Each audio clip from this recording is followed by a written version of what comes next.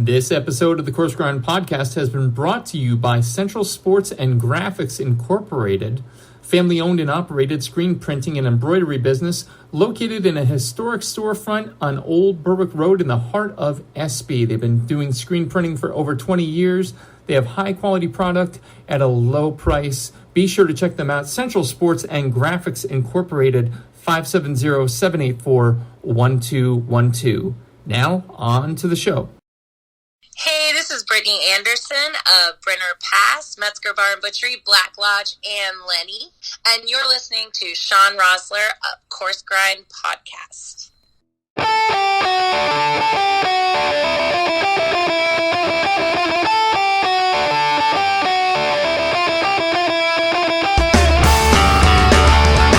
Ladies and gentlemen, welcome back. That was really enthusiastic, wasn't it? Welcome back. Episode number 178 of the Coarse Grind Podcast. With you as always this evening, this cold evening, man. Winter happened fast. Host creator Sean Rosler. How is everyone doing this evening? You know, it's been without a doubt recently an absolute honor to return to our Top Chef roots, if but for a bit, to revisit one of the most iconic wrecking squads the show has ever seen, ever known for that matter. They're a squadron like no other, the A-team of the culinary arts, the Teenage Mutant Ninja chefs, I don't know. But no matter how you frame it, having them all on at the same time, and go back a couple episodes for that awesomeness, 175 if you're counting, has only been paralleled by the opportunity to actually talk to them all individually, set up by my man Roscoe. You're in the will, trust me, don't worry about it. And so tonight, the final act in 1, 2, 3, 4. Tonight's guest is a Detroit-born chef, entrepreneur, food activist, community partner, and storyteller working to build a healthier, more equitable food system for all. Like, that should be enough of the bio right there. And, like, you could just give her the Nobel Peace Prize and walk on. But her work has been featured in Food and Wine, Bon Appetit, Martha Stewart Living, The Wall Street Journal, Women's Health, The New York Times, and more. She's gained recognition as a changemaker in the American food industry, having founded Folk and the Farmer's Hand, two award-winning food concepts with the purpose of supporting the fair treatment of food and farm workers alike, God bless. She's also a founder of Nest Egg Detroit, the country's first all-women-owned hospitality group, with over 20 years of experience working in food and a proven track record of business and community development. She's also provided thought leadership for the Detroit Food Policy Council, FREEP Film Festival, Detroit Entrepreneur Week, the Detroit Center for Design and Technology, and the Yale University Afro-American Cultural Center and Sustainable Food Program. With all of this to her credit, why the hell wouldn't she go on a cooking competition show and be one of the most memorable standouts in the show's history? No, really, I do want to know that. But with a repertoire like our guests, it kind of makes me feel half an ass for only having learned of her from Top Chef. But hey, you got to start somewhere, right? Let's stop screwing around and bring her out. Ladies and gentlemen, and everyone in between, the fourth and final Top Chef eliminator, Detroit chef, activist, and storyteller, Chef Kiki Louya. What is going on, Kiki? Hi, how are you? I am doing well. Your voice is, I've noticed this from the first episode into now, your voice is such a calming presence, and like, it's late here, and I'm trying to like, not get too relaxed. I want to be the edgy, energetic host, but you have a soothing voice, which I have to imagine, like when you flip the switch in the kitchen, that's got to get a little crazy. Like it probably goes from calm to not calm. Well, I've actually been told that my voice continues to stay calm, which I know. I was just going to say, that's worse, man. That's worse. Sometimes, yeah, it can be. I don't know. It's just my voice. It is what it is. That's awesome. That's awesome. Well, so glad to have you here again. I get to say that. It's always awesome when I can say that. And, yeah, before we get rolling, folks new to the show, folks with terrible short-term memories like yours truly, starters, mains, and after starters, we're going to talk about where the guest in question came from, originated, what's their origin story, just like a superhero. Mains, we're going to talk about where they're at, what they're doing, what's that 5-year plan looking like. And finally, afters, a little bit more irreverent, a little bit more off the cuff, but no one has been seriously injured in 177 episodes, so I don't see it happening tonight. So without further ado, just you and me and the mic now this time, not the other three folks. Kiki Louya, tell me about where and what you grew up eating. Ooh, where and what I grew up eating. Yes, so ma'am. I was born in Detroit, born and raised in Detroit. I live here now. Love my hometown. But my parents are not from here originally. My mom's from the South. She was born in Blytheville, Arkansas. And my dad was born in the Democratic Republic of the Congo. Okay. So growing up, of course, Midwestern food was a staple. I remember our Eliminators episode where Roscoe talked a lot about Chinese takeout. And that, too, is a Detroit staple with some good Chinese takeout. And we also have a really huge Middle Eastern population here in Detroit as well. Wow. We actually have what I have learned is the most Middle Eastern residents in any one city in the entire United States. And even a stat that said, and mind you, I don't know if this one is true, but there's more Middle Eastern residents in the Detroit area than there are currently in the Middle East. No way. Please, what? I know. Please fact check me on that. I'm like, I don't know. But at least the first one is true. The first one is very true. The second one, well, I don't know if someone was just very excited to tell me that. And we were having to be eating Middle Eastern food or whatever. But in any case, so I ate a lot of Middle Eastern food growing up as well. And then, of course, Congolese food when I was really, really little. My dad used to cook all the time for us. And then I'm one of 4 girls. I'm the oldest. So I think as my parents had more kids, they had less time. And so he also had less time in the kitchen. But growing up, my very, very early memories of food were eating Congolese food, lots of stews, goat when we could have it, fufu, all that stuff. And then my mom, when we would visit her side of the family, would eat just like the most amazing Southern spread of food ever. And my grandmother was an amazing, very intuitive cook. And I remember making biscuits with her and, learning how to fry chicken and, just doing like some fun things, getting my hands dirty as a kid. And for her, it was like, she didn't use recipes. She just, did what she knew, and the food was always incredible. So, yeah. Oh, man. I mean, that's quite a landscape. And you know what I think is so awesome about the culinary landscape? And, again, I can definitely tip my hat to platforms like Top Chef. When you said fufu, and I think a lot of people probably heard that and went, huh? I knew what that was because Eric Ajapong, who is a former guest of the show, made it. And that was the first time I had seen it. So I love the fact that so many different cuisines, and I mean, he was really bringing African cuisine to the forefront, so much so that I can do a callback right now. I don't know, might have been a year ago that I had him on and saw it. So now that's a thing I know. And it's an amazing cuisine. And Bourdain went to Congo. Yes. It was the CNN series, right? Or no? Yeah. It was. Yeah.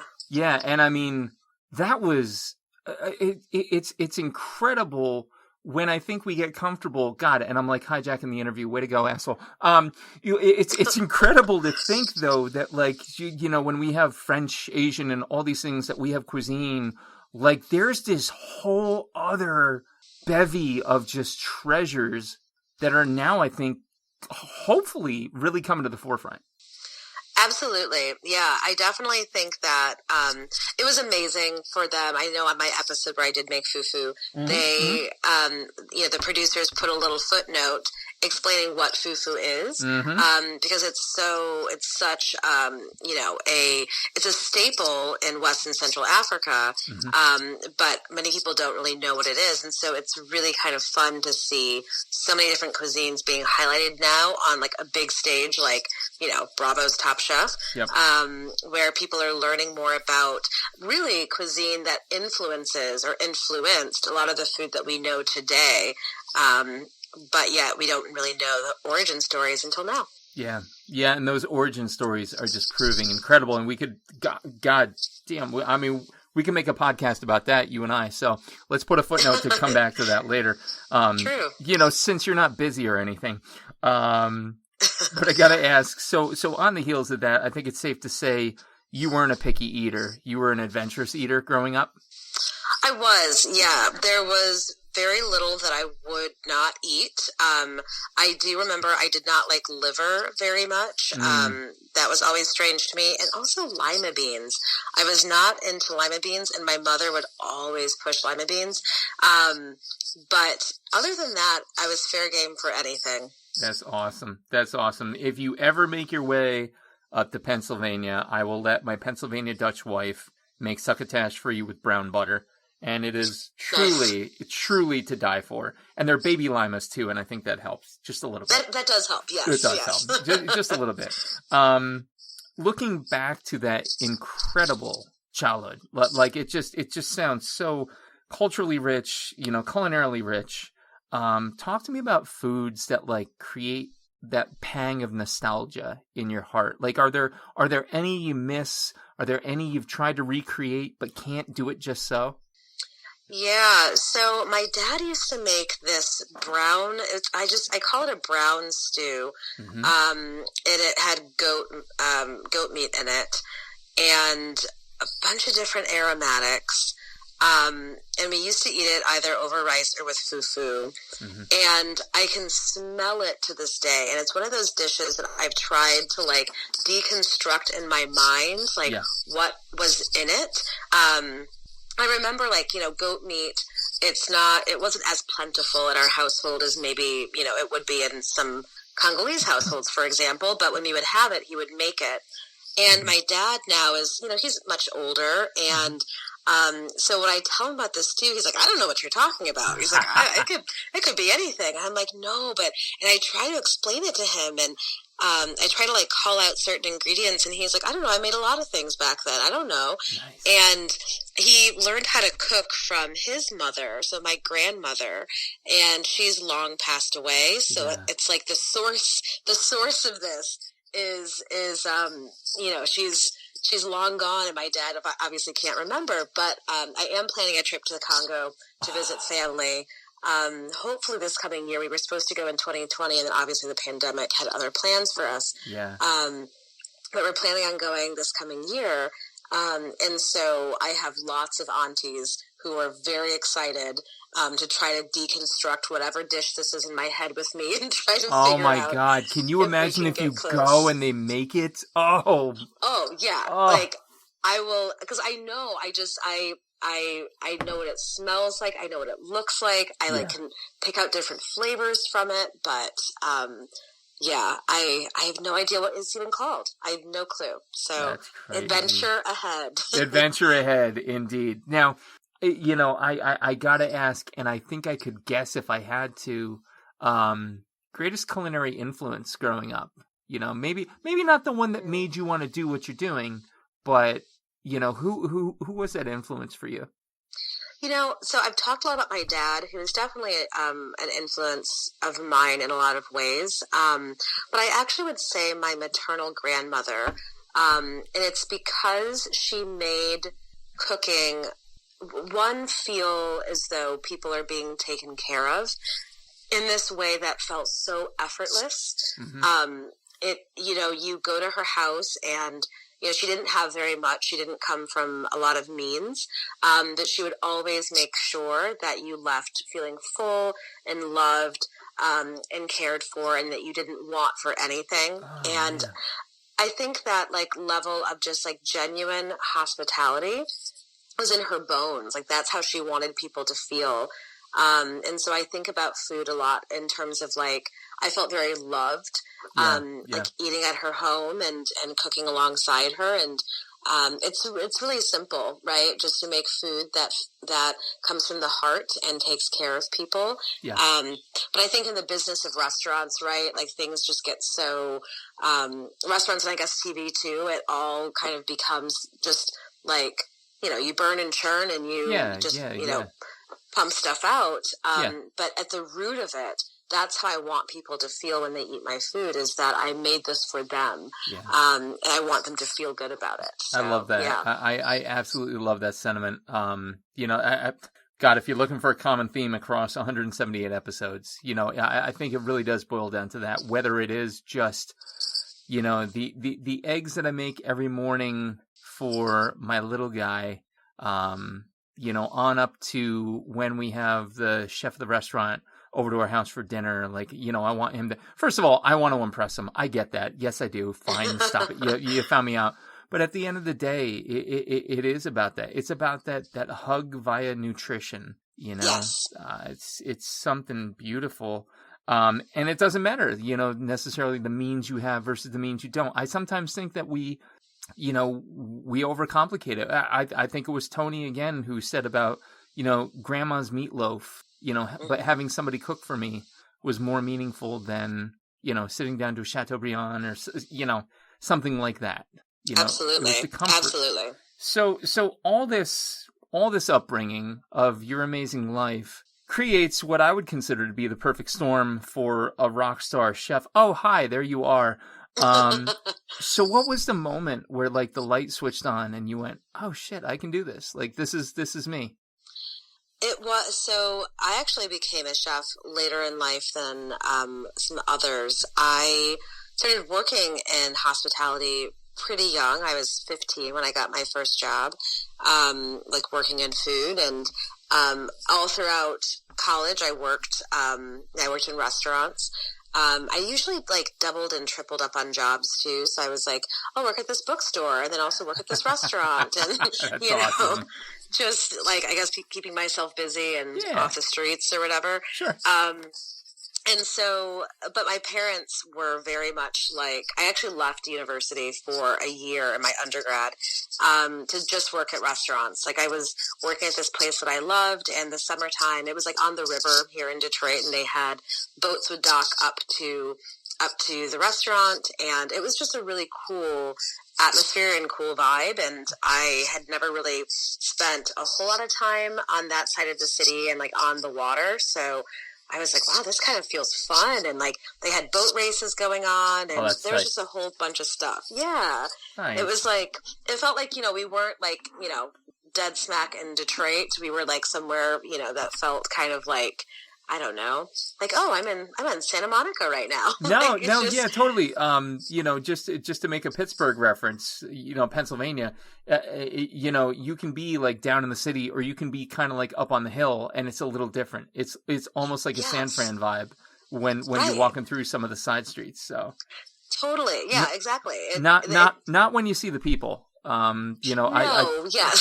Fully own. Look, we got 6 rings. I'm a Steelers fan, true and true. I get it. And we're not the prettiest people. That's fine. We don't care. That's okay. We don't care. Yeah. So that's same. Yeah, that's incredible. And just real quick, just because I have to go back to this because I find it so intriguing. Arab immigrants continued traveling to Detroit even after the automobile industry decline of the 1970s.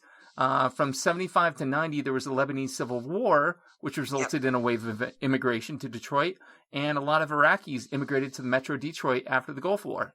So, like, it just magnetized, and I guess that's where they went. I don't have the stats on if it is like more here than there, but I will slowly but surely passively find that as we talk. Thank you. Yes. Now I'm obsessed. If I have a fact like this, I have to know. Well, yeah, and it's one of those things where, like, people are always really surprised to hear that. They're like, really? Why Detroit? And I don't exactly know why Detroit, but we really do have this, and that makes the food so amazing. So people, when they find that out, they're like, well, we have really great Middle Eastern food here, and they want to take me to Middle Eastern restaurants in their city. And I'm like, you don't understand though. No, like you don't get it. Like it is, we really are doing something very special here.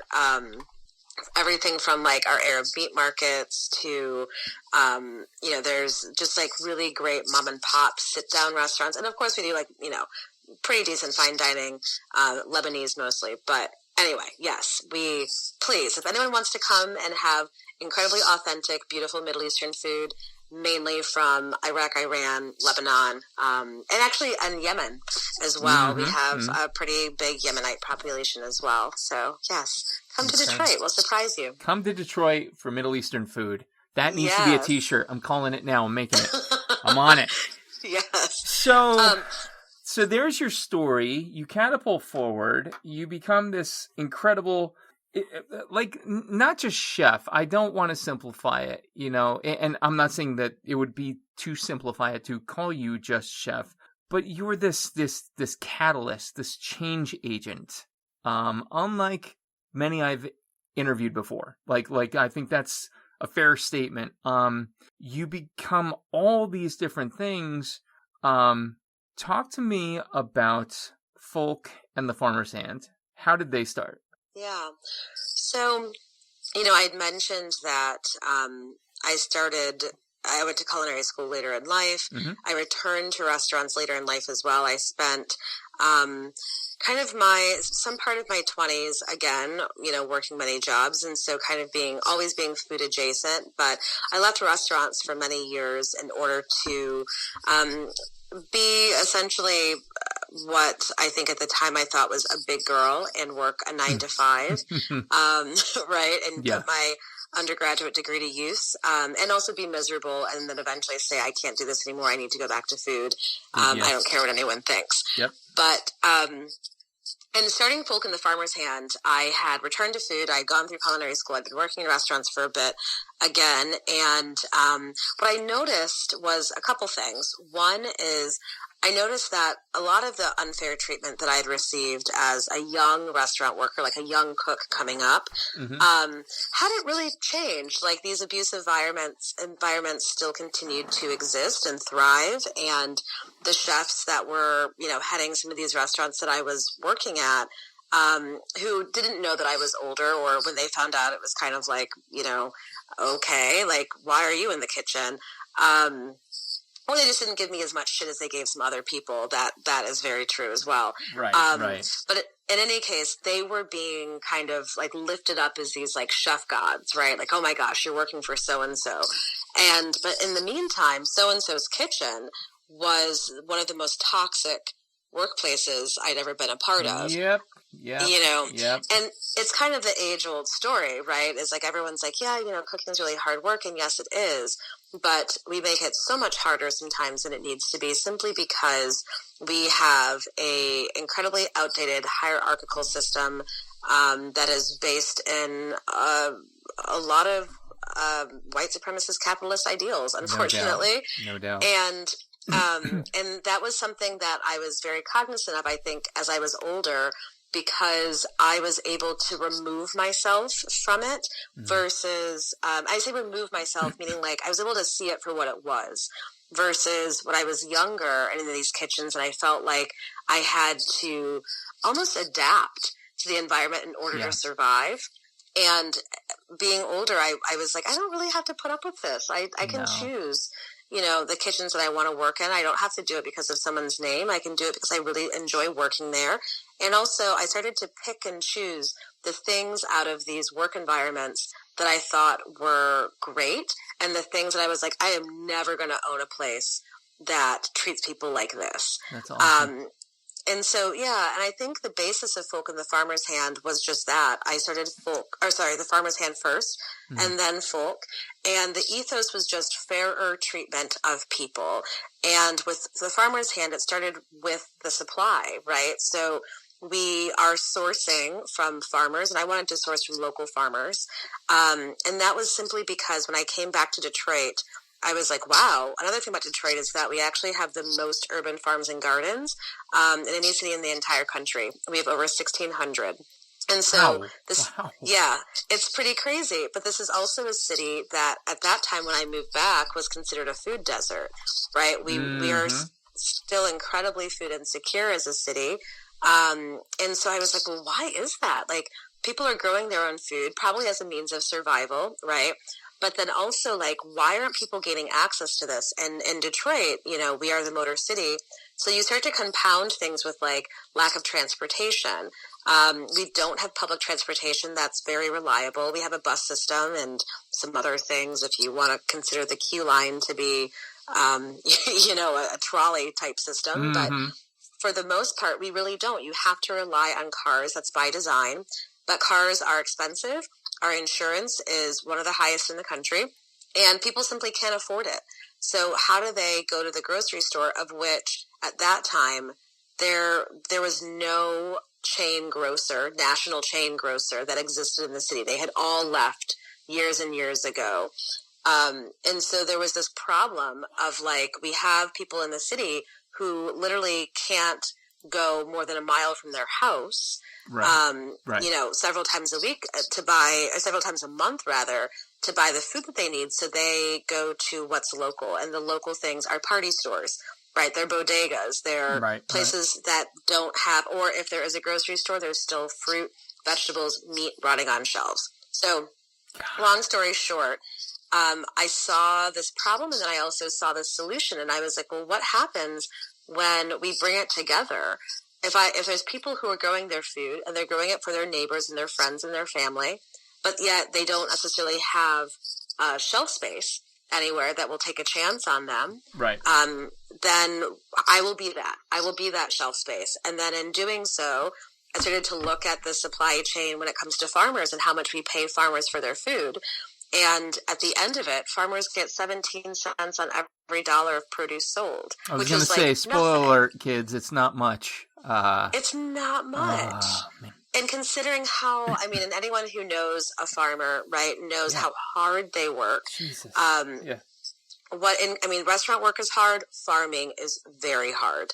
And then, of course, we're in the Midwest, so you have the elements that are working against you. And, it really becomes, it's a labor of love. Yes, of course. But I was like, well, how can we make this more lucrative for people? Otherwise, we're going to see farmers, and we were starting to see this decline anyway. And like all of our farmers were aging out of the profession, and their kids were like, I don't want anything to do with that. I was going to say, how the hell do you I can't get my kids to shovel the driveway. I can't imagine trying to get them to take farming as a lifetime career. That's a lot. That's a big lift. It's a lot. Big lift. Absolutely. Totally. Yeah. It's like, so, and of course then kids are going to hear and I make what? I don't make anything. I could do, name a profession and make more money than this. So at what point does it become something that is really concerning to our American food system when we start to lose generations of farmers and this knowledge and this cultivation of the land? So I thought, well, this is a really great way to not only stimulate my local economy and, make sure that farmers in the city still can do what they love, which is farm. Mm-hmm. But also I can take that product and provide access to people in Detroit who need it most. And so that was what the Farmer's Hand was all about, was, utilizing local goods, paying farmers a living wage. We paid 70 cents on the dollar, which was, about as close as we could get it without having to close our doors immediately. Right. Yeah. And then the cool thing with the Farmer's Hand was that we had this cafe, and it was pretty tiny. We had a very small prep space, but we made so much. We would take what would be considered to be ugly produce, stuff rotting on the shelves, and we would make sauces and marinades and salads and soups and things from it. So it was pretty much a zero waste environment. And that was, I think about that business model to this day, and I'm like, that was pretty dope, Kiki. You were doing something. Not to break your own arm, patting your own back, but that was pretty strong. It's so funny to me, the whole ugly produce thing. I know we've talked about on the show before, how I've tried to encourage folks to reach out, to try to tap into that wherever you can. It's I forget what the percentage is that actually makes it to the shelf in the grocery store, but it is honestly appalling. I want to say 20% of produce makes it to the shelf. Yep. 80% is waste. And by the way, don't go in the dumpster out back. No, why would you want to do that? Really? Yep. It's mind-blowing to me. And then here's the other thing, which only solidifies your point. COVID hits, stuff is shortage out the ass. Now all of a sudden we want to pay the farmers what they deserve. Now all of a sudden we want to tip what we should. Oh, we should tip 50%. No shit, you should have been doing that last year. It's amazing how Johnny-come-lately people have been with the food industry in general. And my hope is that now, farmers and restaurants and folks in the food industry, and, a couple times earlier you said hospitality. I almost feel like hospitality gets this sneer when you say it. And I don't think it gets that anymore. I think it's almost revered. I think we're dropping a knee to it, which we should have been doing a long time ago. So folk and the farmer's hand, like, I don't think you're human. Honestly, I'm just going to say real quick. I think you're from somewhere else, but you can just tell me off air. We don't have to reveal your secret origin, superhero. My villain story, villain origin story. Exactly. Because then you turn around and what do you do but found Nest Egg Detroit? Yeah. So Nest Egg Detroit was, and that's actually a business that I walked away from eventually. And, things, that's another story, maybe for a different day. We'll see if we get into it today. But, Nest Egg was really, it was, another interesting business model in that we were talking a lot to other business owners, me and my business partner at the time, about just, some struggles that we had and some financial things, right? We were paying, we had a publicist for many years, and wow, that's expensive as a small business. Yes, it is. That's a line item that it's like, okay, is this worth it? What's going on here? And I'm sure I'm insulting every single publicist on the earth if I say it's not, because it certainly is, right? Well, that's okay. They're too self-important to listen. Go on. Maybe. I loved our publicist. I really, truly did. But I was like, hey, girl, like, I don't know that I can afford this, especially when we had other things at play at Folk, which was like, we were a tipless establishment. So like, our line items looked a lot different from traditional restaurants anyway. And then I'm trying to pay a publicist on top of that. So it's things like that. And it goes even, down to like the cost of linens, and all of a sudden that went up, and, cleaning services, accountants. There's all of these line items to running a business that, are supposed to be soft costs. But at the end of the day, all of those soft costs really add up, and can affect your bottom line. And so we were kind of talking about it, and it came up about health insurance and how we were going to be able to afford health insurance for our employees, and if that was even a possibility, and, down that road. And we started talking about the buying power that we have as restaurants, meaning that we all, my restaurant might employ 20 people, 25 people, but then how many restaurants are there in the city, and how many restaurants are friends of mine where we're all having the same conversation? And you can't tell me that, 20-something restaurants with 20-something employees who are all trying to get health care, why is it so difficult for us? Right. So Nest Egg became a shared services network, where it started out by us just pooling a few restaurants together and being able to share the cost of accountants, right? We were able to employ a full-time accountant across the restaurants. We became a restaurant accountant where, if they were at a firm, we couldn't, as one restaurant, give someone 40 hours a week. But, we can give you plenty of business when we talk about, 5-6 different restaurants. Exactly. Yep. And things like, publicity, same thing as well. So, and then we started to go down that conversation about, okay, what about healthcare, and how do we make this work? And, even in Detroit, which is not like a New York market, for example, that buying power really translates even down to your vendors, where, I could talk to a wine distributor, and they're like, well, we don't distribute that, like, in Detroit. Like, that wine that you're looking for is only in, like, the New York, like, tri-state area. And I'm like, well, what if I tell you? And they're like, yeah, we can get that to you, but you have to, purchase a minimum 5 cases. But what if there's 8 restaurants in the mix looking for your shit? Yeah. Exactly. Sure. Yeah.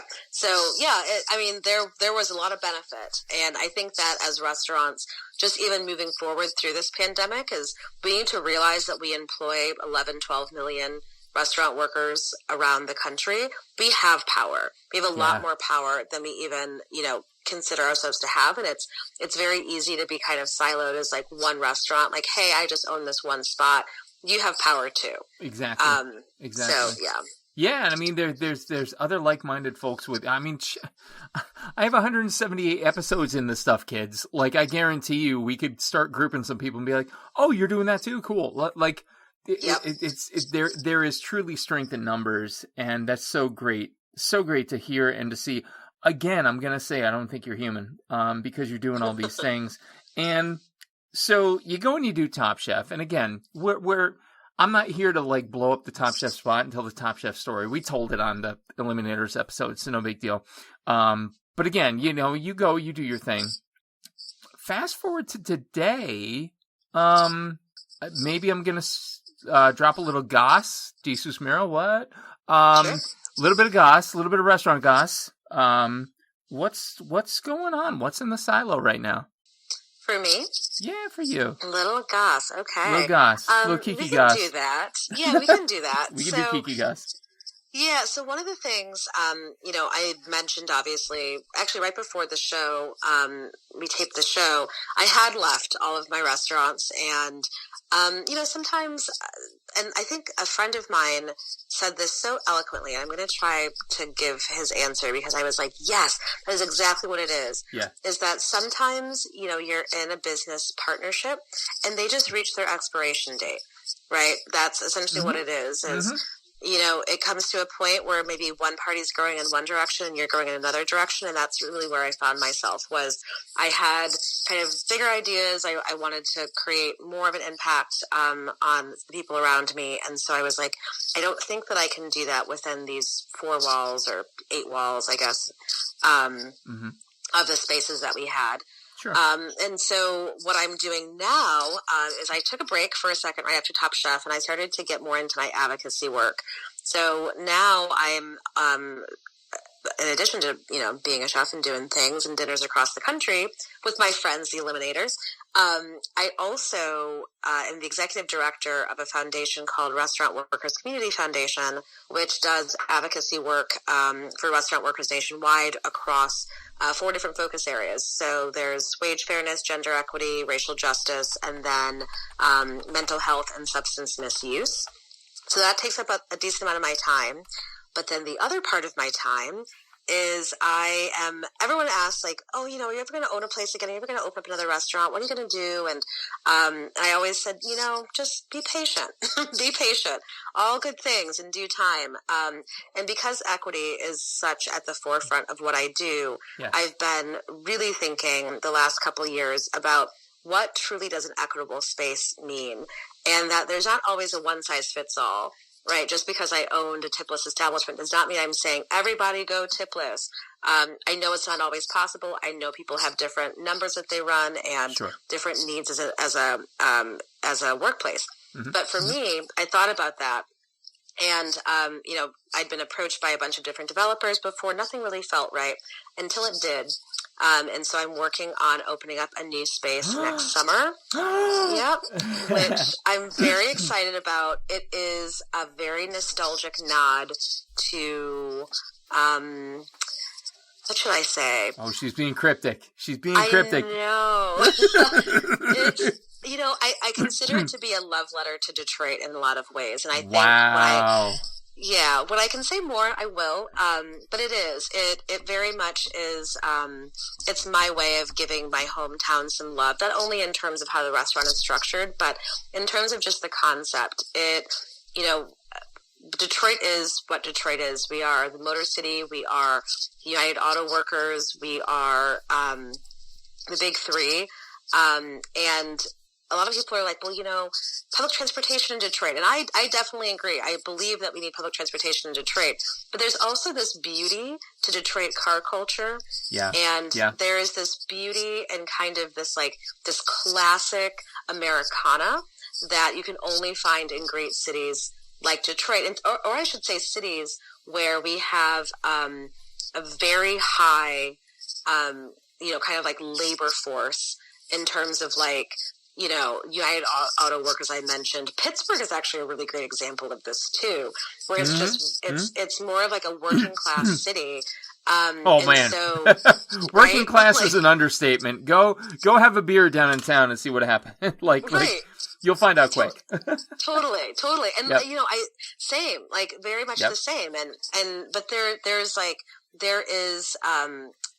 is honor in that. There's beauty in that. There is community in that. And there's so much that can be celebrated about who we are and just really staying true to who we are versus trying to be something that we're not. Right. Like trying to I don't know, trying to be San Francisco when you're Detroit. It doesn't seem honest. It doesn't seem honest. Yeah. Right, and it doesn't feel like a fit, right? No. So this spot, we're being very, very intentional about every part of the concept, and of course the food. And it's one of a few different spots that we are looking to develop. So a lot more to come. Oh man, I love it. That's kind of the sneak preview, kids, as we kind of go into mains and what people are doing now. But Kiki kind of let me know a little bit before we turn on the mics, and I'm like, ooh, okay, this is worth telling. So a love letter to Detroit. You heard it here first. So as you start to look at that, let's talk about the industry itself, present day, what's going on. I have to imagine you've got a concept as to what the next big thing is going to be in food. I know farm to table, like molecular was like the early to mid aughts. Farm to table had its time. What do you think is going to be the trend that folks ride into in the next 6 months, maybe a year? Yeah, so it's actually really interesting that you mentioned that, because there really is, there's always something, right? The farm to table movement was huge, huge. And I think that it's always important to look at sustainability in terms of the restaurant industry, but typically we look at the products that we're sourcing, and that we're sourcing as sustainably as possible, which is thinking about the planet kind of as this like global entity, like what are our actions as chefs doing to impact the planet and our waterways and, our foodways and all of that. And I think that still requires a space in the restaurant industry. But I almost see it going to a more localized, how are we impacting the people literally around us? And that means our workers, that means our customers, and thinking about things, just like even tightening it just a little bit more from this like global perspective to this hyper-local perspective. And I mean that because, I remember there was a big conversation in Folk where, one of our best-selling items was an avocado toast. Cool. And I hear the disdain in your voice when you said cool, but go ahead. Cool, right? Like, all right, I'll be that. I exactly. guess. Oh wow, bro, sounds awesome. Oh, right, amazing. Yeah. And so we had this avocado toast, and it really was. I mean, like I would run the reports every week, and I was like, wow, it's crazy. It's it's just our best selling item. It's insane. And I would change it up, seasonally, like the different spreads and stuff like that. And I had like this beet hummus going on. At a certain point, we went to like carrot hummus and, just doing all the things, and plus obviously avocado. And in any case, I remember, because of how we were sourcing at Folk, one of my cooks came up to me and said, hey, chef, I know that you're really it's really important to you that we source locally. And so, but we have avocados on the menu. And does that sit right with you? And I was like, well, I mean, it's a menu, it's fine. And they went on about how, but the farmers in Mexico and the avocados in Mexico. I remember we had this conversation about it, and I was like, okay. And they were really, really passionate about it. They were like, I can't believe that if we're all about equity, why aren't we thinking about how the farmers over there are being treated? No, it's fair. It's fair. It was a fair point. And I was, running that kind of establishment where we could have this kind of dialogue. And I was like, okay, you make a fair point. So we actually ended up taking it off the menu. That was not the right thing to do, in my personal opinion. It really wasn't. Yeah, I get that. But, at the time, I was like, sure, okay, I get it. And they weren't the only employee who, had this thought once it kind of came up in conversation. So we did. We took it off the menu. And I was like a bleeding heart at that point. And I remember a couple of years later, I was talking to someone about carbon footprint. And we were talking about what that means. And it was actually a student from Yale when I was doing guest lecture over there. And they said, well, chef, the interesting thing with carbon footprint is if you really look at it, we always think about it in terms of how are my actions impacting someone over there? So if I'm sourcing citrus from California, and that's ripening on a truck and it's being brought over, and we're talking about the carbon emissions into the environment. how is that impacting the people over there and also the globe as a whole? But yet we never really talk about how we're impacting the people directly around us. And isn't that where we can make the most meaningful change? Damn. And it was at that moment that I was like, oh my God, you're brilliant. Damn. Yeah. I was like, wow, it was like a light bulb moment to me where like, that is what I was trying to do all along, was these little actions. But like, if you remain so focused on how your actions impact the whole, it's like this whole like organic movement, right? Yeah. Everyone wants to be virtuous with their dollars in a certain sense, especially if you have some disposable income and you're thinking, oh, I only shop organic, right? It's like a badge of honor. Right. Sometimes in certain crowds. But really, what does that even mean, right? What does it mean to get an organic certification as a farmer? What loops do you have to jump through? In any case, if you're willing to essentially put your money, into Whole Foods and shop Whole Foods and shop organic all the time, to say I'm shopping organic, but you're not willing to be kind to the restaurant worker at the establishment that you go to, several days a week, or the people who you work with, right? Or your community who is trying to get, a bill passed, or whatever it is. If you're not paying attention to the people who you literally interact with on a day-to-day basis, then it doesn't matter. No. Right? No. It really doesn't. And so I think that people are starting to recognize that in terms of like, they're seeing the places and the people that they have grown to love over the years leave the industry. They're seeing restaurants close left and right. I think owners are at this point where they're like, I need to make things sustainable or else I can't retain staff. Yep. And so we're starting to look more into like this very people and human centric model of how to run businesses and how to essentially be better citizens of our communities. I love that. And I'm going to completely sponsor drop here. And not because they're my sponsors, but because they're my favorite establishment in the area right now. Turkey Hill Brewing Company is local here. And obviously they went into COVID. They shut down. They opened back up. They're running at 150% now. Do you know why? Because they treated their people right the whole time.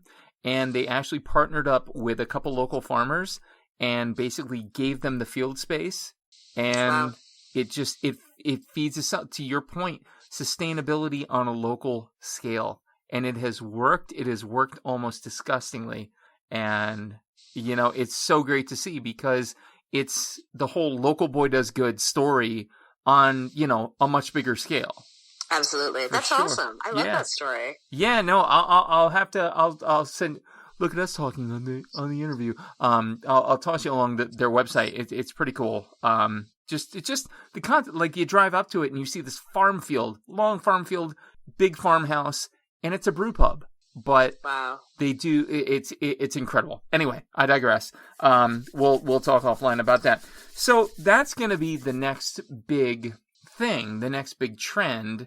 Talk to me about something that has been a trend, aside from avocado toast, because clearly we know where you stand on that. That you'd like to see just get on a bus and drive off a cliff. Like, what is it you want to see go away from food? Okay, this is going to sound so petty. Be mean, be petty, do it. I know, so I'm going to say it. I get really, it's just like, when it's ramp season, like, I'm like, oh my God. Now everything's going to taste like scallion and garlic. Oh, yay. Literally. Like, there are more ingredients to life than ramps. And it's like, I know it's like, oh my God, it's spring. People get so excited about it. But literally, the amount of ramps on menus and, like, the fanfare because of it. And, like, people are obsessed. They are obsessed with this ingredient. And to me, it's the same thing with, like, sunchokes a couple years back. Dude, it was, like, always, like, a sunchoke. Yes. There's always something. Yes. And now I feel like it's very much ramps. I'm just like, bro, chill out. Yeah. like relax. We get it. Get a scallion, get some garlic. Exactly. Put them in a blender. Ta-da, you got freaking ramps. You're fine. Good job. Your ramp butter. Have fun. Oh my God, ramp. Dude, okay, so I will admit, I will admit, my dad, who has no idea what a ramp is versus a scallion versus whatever, got basically given this bundle, and he's like, "Hey, somebody said these would be good." I looked at him, I'm like, "Oh shit, the ramps, cool." Right. And I made a ramp butter, and I literally tasted it, and I went, "Wait a minute, hold up." So I go and I get some scallions, and I kind of put together a scallion butter. I'm like, not that different. I'm like, let me get some garlic here. Yep. The same damn thing. So, like, a little bit of garlic on top of scallion is the same thing as a damn ramp. Stop waiting around. We get it. We get it exactly. that moonshine's made in Appalachia. It's got a history. We get it. Okay? Yep. I'd Totally rather get drink it. a bourbon any day of the week. So, just Yes. stop it. Just don't be you, please. Totally. Wow, you made me angry. Oh, that's terrible. Look at you. You're a bad influence.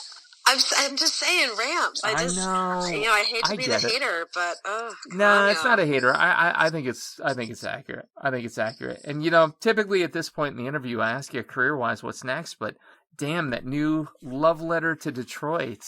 I'm gonna call dibs, honestly though, on first interview to talk about the. Well, no, you're gonna have local press and media, so I'll shut up there. But I do want to have you back on to talk about that when the time comes. Good I absolutely would love to. I know. She's never going to call me back, kids. She's never going to call me back. That's not true. I text you. She does.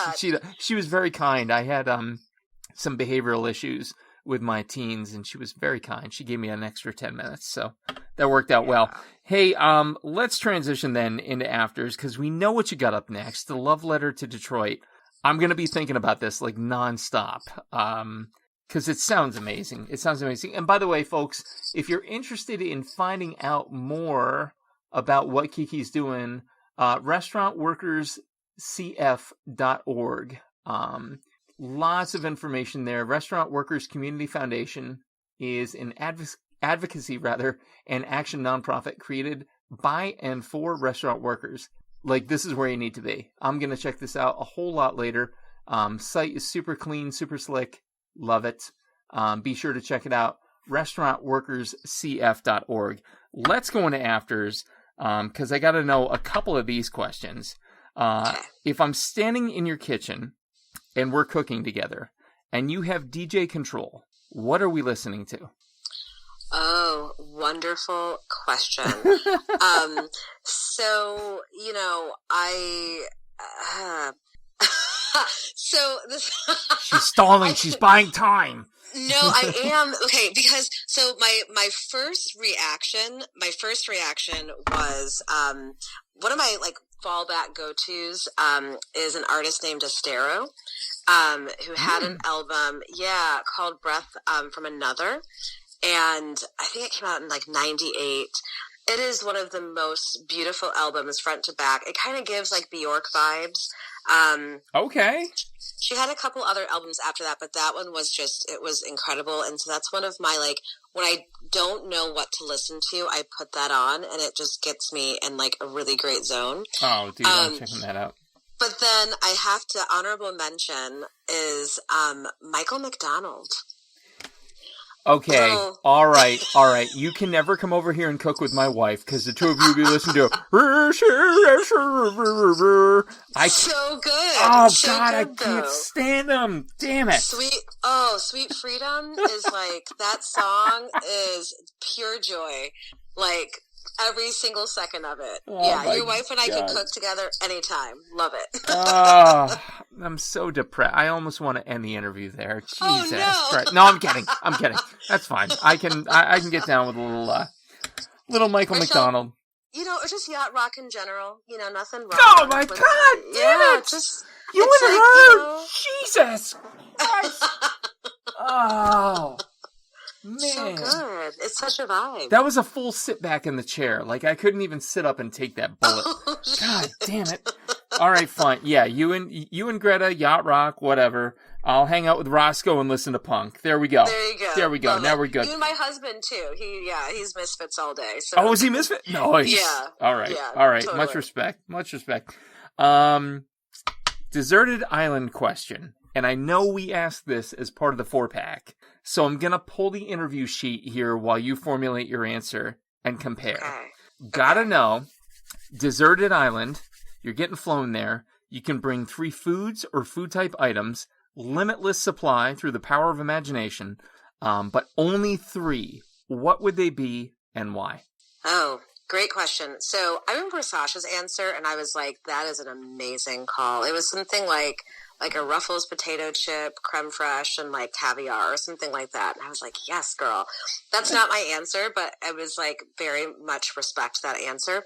My answer is probably a few things that I can't live without. So one is eggs. That's the one food that I eat every single day. I love eggs so much. Coffee, because see, I'm forming a breakfast menu here. I see this. Right. Gotta lean into that. And then, my third item. So I'm gonna go plain vanilla ice cream. I know that sounds so boring, but I'm an ice cream fanatic.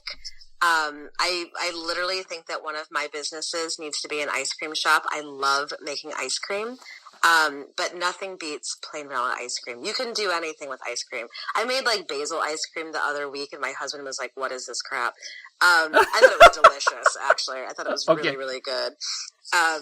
But yes, vanilla ice cream, hands down. Oh, I love that. And you know what? And that's so funny because so many people will like take a tangent like that. The first ever episode of the Coarse Grind with Dakota Weiss from season 7, she did for a short stint. She did Dakota Pop, and it was this popcorn gourmet thing. You know, so nice. You take something that you dig and you like lean into it. Like I'm amazed at the amount of hot sauce I sling across the country right now.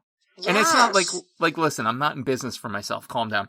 But you know, I'm sending these bottles. People are like, oh, that's amazing. I'm like, I grow this shit in my garden. I got bored during COVID, and now this is a thing I do. Yes. Wow. Okay. You need to do the ice cream thing. I think you'd be amazing at it. I really do. Oh my God. I really, truly love ice cream. Yes. That would be ridiculous. I would buy it. Ben and Jerry's could be Kiki's and Kiki's. There. Yeah, Kiki's and Kiki's. We did exactly. It. We just branded it. Keys. Yeah. You don't need a publicist. You need me. Damn it, Kiki. Bring exactly. me on. So I have to ask, here it is, Last Supper. Melanie Denea, My Last Supper. That book is amazing. If you've had a chance to look at it, and just please do so. Please do so. It's incredible. And so it kind of spurred on this inspiration for this format, and the question I love, and I love to kind of bring it home with this. It's your last meal. Your ticket's getting punched in the morning. What are you eating? What are you drinking? Who's there? And go. Wow. Okay. I should have an answer for this. I'm starting to think about food all the damn time. Yeah. But it's hard. It's so final. There's such a finality to it. It's very hard to land on this. It really is. So I'm gonna go with like a Middle Eastern feast. Ooh. I want all the mezes. I want the baba ganoush. I want the really delicious hummus. I want a little bit of labna. I want like that like really gorgeous fluffy like hot steaming pita bread. I want some lamb, probably some like kibbeh.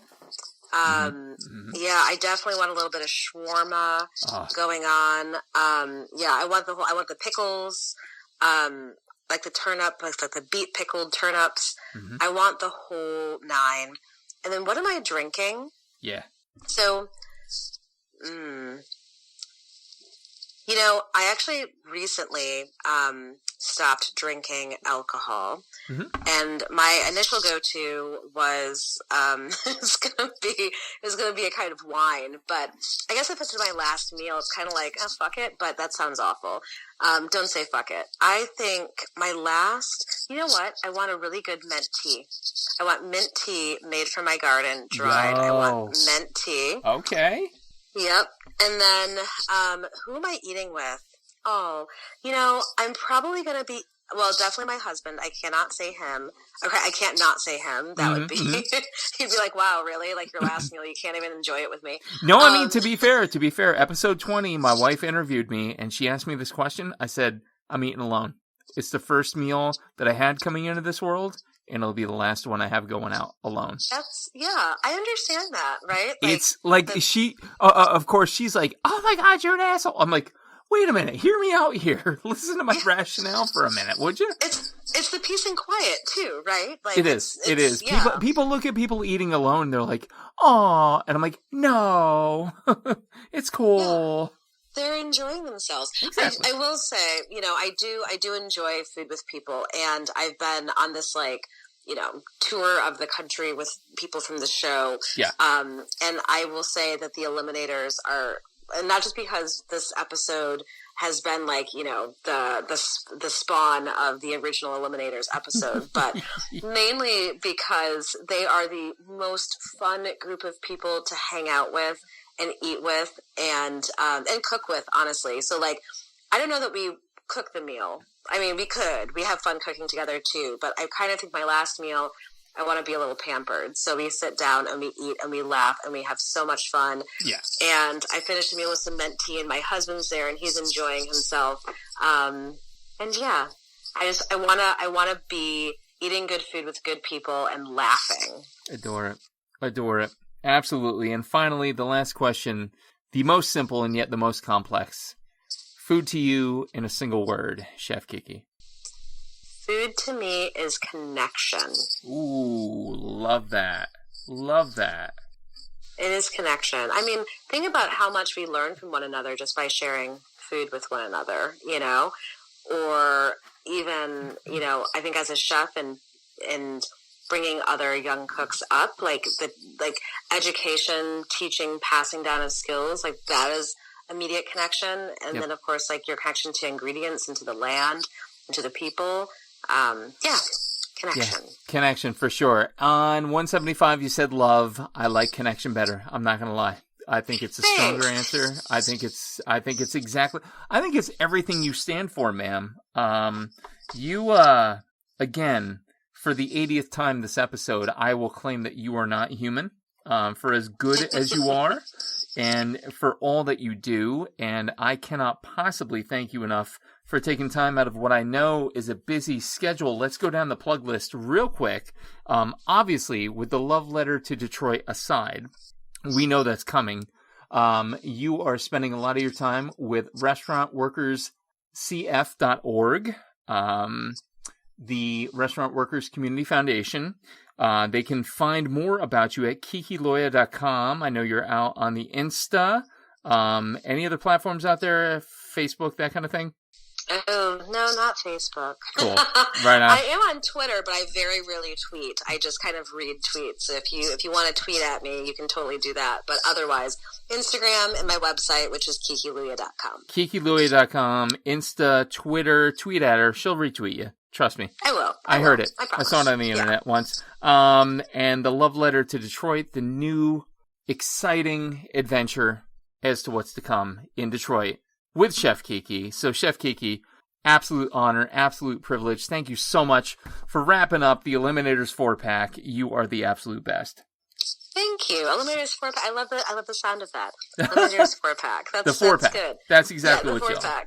That's what you all are. It's my pleasure. Absolutely. Absolutely. Ladies and gentlemen, this has been episode number 178 of the Coarse Grind Podcast. With me this evening, number 4, bringing up the rear, Chef Kiki Louya of the Top Chef Eliminators. Our producer, as always, has been the lovely, voluptuous Johnny Leland Robinson.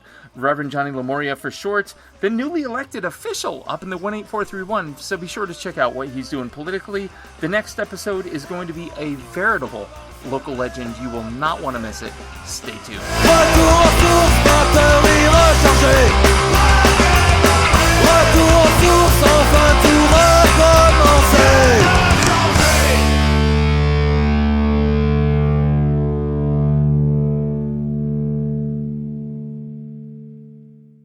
Are you passing through central Pennsylvania and looking for one of the best dining experiences and craft brew menus around? Look no further. Turkey Hill Brewing Company and 991 Central Road in Bloomsburg, PA has everything you could ask for and then some. Service, food, beer together unbelievable. Be sure to check them out. Call them today for reservations. 570-387-8422. Call today.